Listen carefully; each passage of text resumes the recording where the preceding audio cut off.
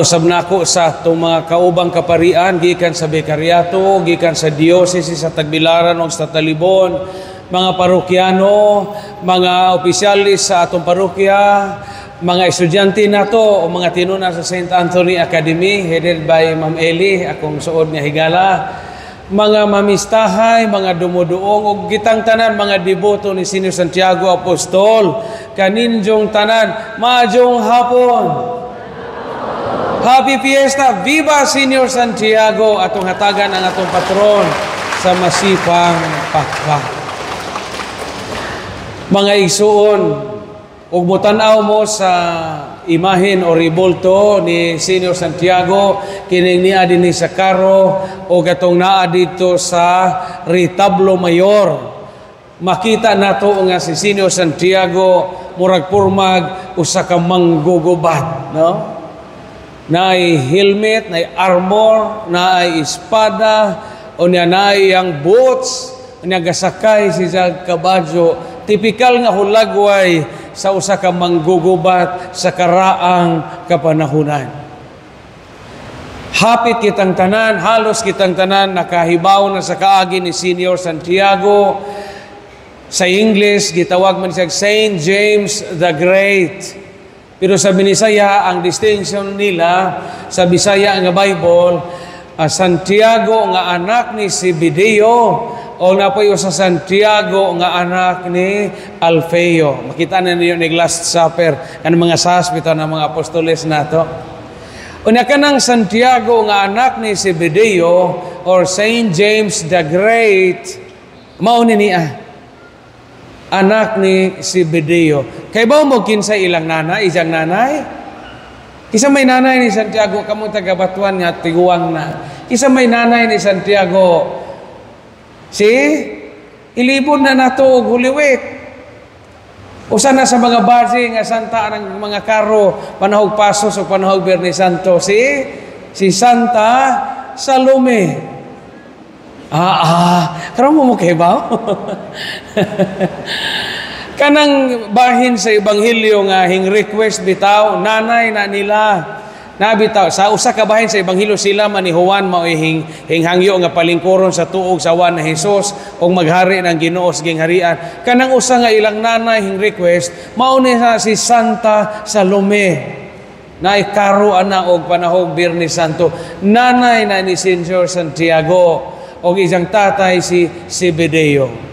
Igsuon sila ni San Juan, kanang pinakabata nga apostol, no, asa may San Juan ani, kanang kinabataan nga apostol o ebanghelista, na aning upat ani niya, Saint John.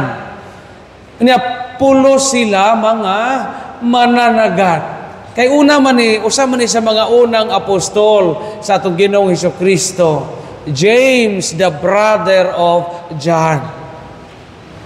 Taga-Bethsaida ni sila og mga mananagat, pero dili ni sila, so kuhay sa itong nakatunan sa una, dili ni sila mga kabos nga mga mananagat, but og naa sa ato pa dinhi mga naahan. Kasabot mog naahan?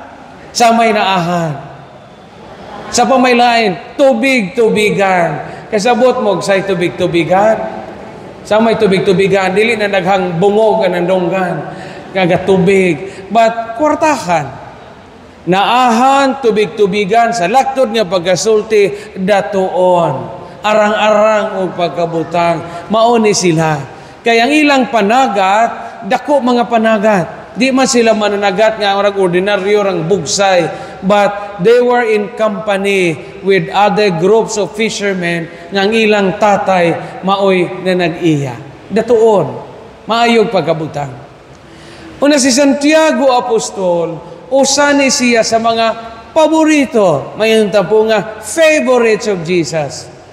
Kay daghang mga asoy sa Ebanghelyo nga diin ang dadon sa atong Ginoong Hesukristo o pasaksihon sa iya mga katingalahang buhat, kinira si Santiago, si San Juan nga iyang igsuon o si San Pedro. Kabantay mo atong transfiguration nga nausab ang dagway sa atong Ginoong Hesukristo dito sa bukid sa Tabor. Wa man dada sa Ginoong 12 ka mga apostoles. Sila ramang tulo, si Santiago, si San Juan o si San Pedro. Kadtong si Jesus gaampo dito sa tanaman sa Getsemani, the agony in the garden, nga diin ingon si Jesus nga pag-ampo mo aron di mo mapildi sa panuway kisa may gidahan ni siya. Ang tulo raman dito gipaduol ni sa gamay si Santiago, si Juan o si Pedro. Kini Santiago katong gibanhaw niya ang anak nga babae, giayo niya ang anak o lipo ni Jairo, si Santiago pod si Juan o si Pedro maoy diha. Katong giayo pod ni Jesus ang ugangang babae ni Simon Pedro, kanunay ni siya one of Jesus's favorites. Karon, ngano man nga gihulagway man sa Christian art o sa mga ribulto nga si Santiago usa ka manggugubat.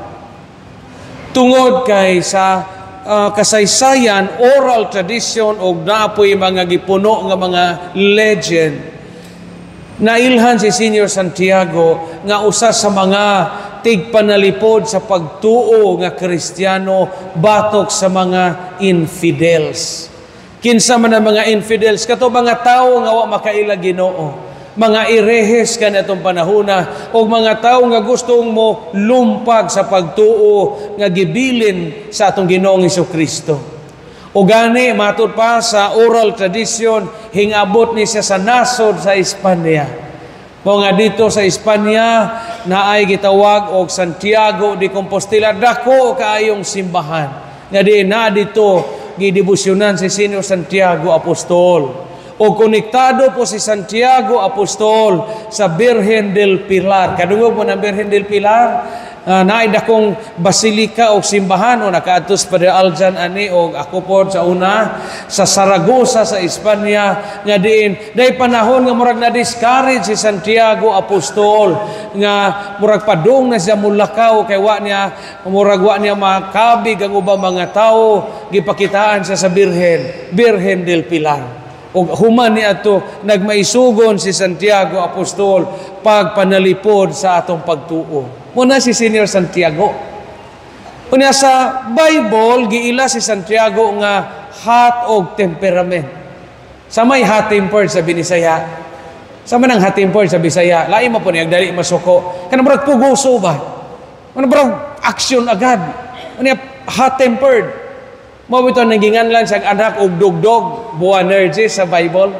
Kaya bito ito'y time nga wata ang atong Ginoong Hesukristo iya mga tinunan sa usa ka dapit sa Samaria, sa usa ka Samaritan village. Hingon sama si Santiago, ingon si Santiago, Ginoo, pauwan ni nagkadyo. Nabito na sa Bible, pauwan ni nagkadyo. Kini man siya mo'y gaingon, aron malaglag silang tanan. Hot-tempered. So kamo mga putungon diha masantos dai po mo. Kaluyan sa Ginoo, no? Kanang dali mainit. Masantos pud ta kaluyan sa Ginoo.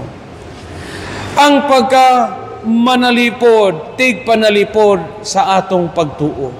Mao kini ang pinakadako nga hiyas nga gibilin ni Senior Santiago natong tanan. Gipanalipdan ni Santiago ang iyang pagtuo, gipanalipdan niya ang iyang pagtuo nga nadawat niya sa Ginoong Hesukristo, pinaagi mismo sa pag-ula niya sa iyang dugo og namatay sa isip martir. Muna'y hagit sa itong modernong kapanahunan karon. Kaysa makadaghang higayon og sa naglain-laing paagi, di na ta manalipod sa itong pagtuo, kay mutaraw naman kita. Kay numdum mo sa kaistorya, dayo sa kapari, no, gawali na nino sa vlog tingali, dayo sa kapari nga gipadaha dito sa Afrika. Unya, kinalasangan ang isang nasa niya, daghang bangis nga mga mananap, daghang pa yung bitin. Niya, wa pa may GPS kaniadto. Dito sa gipadasap, kinasukan nga bahin sa Afrika, nga dito ang mga tao uncivilized pa. So, pag-adto niya dito sa bukid, wa na man siya katuto ug asa siya pa ingog uli gikan sa misyon. Paglingi niya kay daghan namang mga bangis nga mananap, paglingi niya kay diha na may dakong layon nga gangob. Dihingob ang dakong layon. Ganganga klaro nakaadjog tango nga padung na mo kaon ni siya. Ingon ag misyonaryo, Ginoo ko maluoy ka. Azaw sa intawon kog patya. Ayaw sa kog ipapatay na bangis nga layon kay gusto pa kong mabuhi. Daghan pa kog humanunon nga trabaho kay misyonaryo ka maluoy ka Ginoo. Isalikway ko nining maong ipaiway ko nining leyon nga bangis. Sa tanto niyang ampo at ubangan sa langit aglayon kay hingluhod man. Hingluhod aglayon. Unya ingon ag misyonaryo nga pari, Lord, salamat kay katoliko di ining maong layon. Salamat. Pagataod-taod, hinghangad na pud ang layon. So gahinangaray sila. Pagataod-taod, hingistorya ang layon at ubangan sa langit. English, ingon aglayon ng oros, bless us, O Lord, and this thy gifts, which we are about to receive from your bounty, through Christ our Lord. Gaampo deglayon kay padung naman siya mutukom sa izahang kanunon katong pare. Importante sa atong kinabuhi nga manalipod ta sa atong pagtuo parihas ni Senior Santiago. Panilipdi ang atong pagtuo. Daghan ra ba nato karon dali ratang maagni, dali ratang mainganyo, dali ratang madani sa mga tawo nga mohaylo og musakmit kanato gikan sa pagtuo nga Katoliko Kristiyano. Tagaan ratang sa kaputos nga magic sarap gapabunjag natong laing relihiyon. Ibaylo na laman imong pagabinunyagan og magic sarap, ibaylo nimong udong og miswa, ibaylo nimo og unsa pa diha itangay mga lapis og bulpen mobalhin na kaglaing relihiyon ajo ni diri pader kay kami tagaan kamo pader kamo moy manghatag og sobre way undang sobre gikan sa parokya mobalhin miglaing relihiyon pader kay kami pay tagaan. Panalipdi ang atong pagtuo sama ni Senior Santiago. Unya asa man dapitan nato mapanalipdan ang atong pagtuo pinaagi sa atong kaisog pagpuyo niini. Karon panahon na di na ta kinahanglan nga lunggo ag liog aron ta mahimo nga mapadayag nga nagpanalipod ta sa tong pagtuo. Di na man kinahanglan nga karon ipakaon tag layon. Wa na man na sa tong panahon karon kay naa naman tay freedom to exercise our Catholic faith. Pero panalipdan na atong pagtuo batok sa mga daotang mga puwersa nga gahulga sa atong kinabuhi isip mga Kristohanon. Amen. Dayo sa ka eroplano nga padong na mahagsa. Unya ging-announce ng piloto, we are now in a distress situation.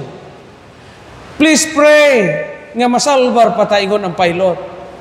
Kamo mga religious leaders, halag gawas mo diha sa inyong gilingkuran, pagampo mo aron kaluy-an ta o masalbar pata. Our altitude now is 30,000 feet. Gakaanam ta, we are going down.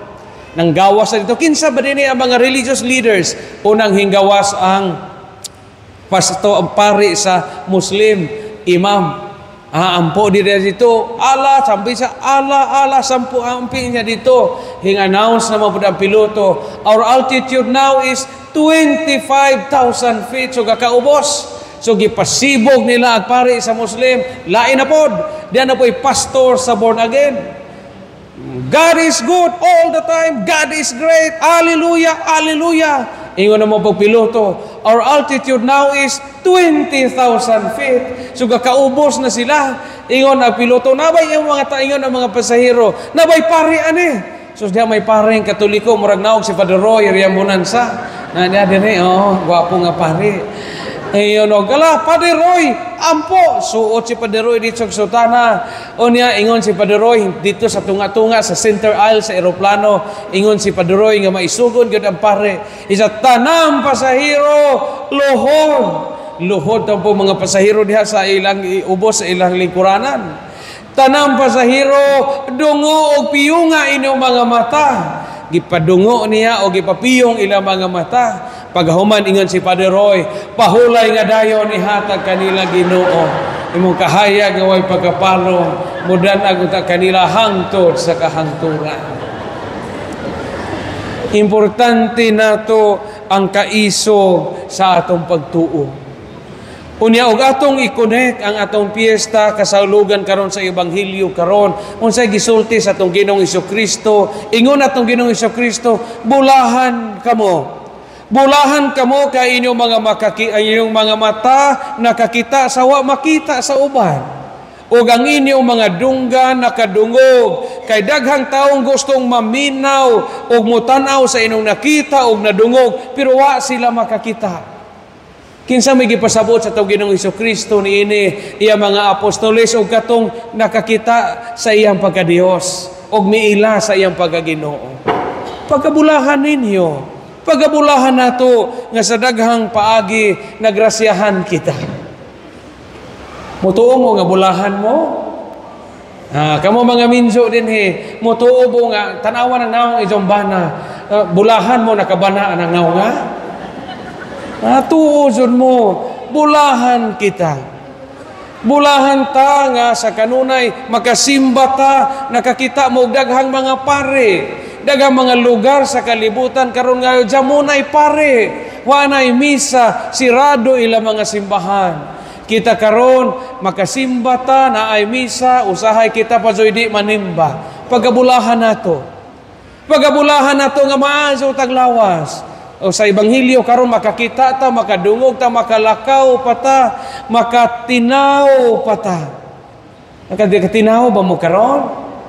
Pagkaswerte ninyo nga gatinaw mo. Mga adjaw mo gyaw-yaw o linigliwas pista, kaldiro na laman o kaldirin nga gamantika mo himahibilin. Kay usa ka dakong kabulahanan nga nakapakaon ta. Likayizo ng kinaiza nga mayog salamat sa Pader. Salamat sa Ginoo Pader kay ahong butang wa jo makuhae. Salamat Pader kay wa jo matandog agahong litson. Di na tinuod nga kabulahanan. Ang tinuod nga kabulahanan kung ang atong kinabuhi, atong mga bahandi o ang unsay naa nato, mapaambit nato sa uban og labaw sa tanang butang ang atong pagtuo ato nga mapanalipdan batok sa hulga sa mga tao nga gustong mubuntog og mupildi niini. O kana mao ang mga paayong panigingnan ni Santiago Apostol, atong patron. Viva Senior Santiago!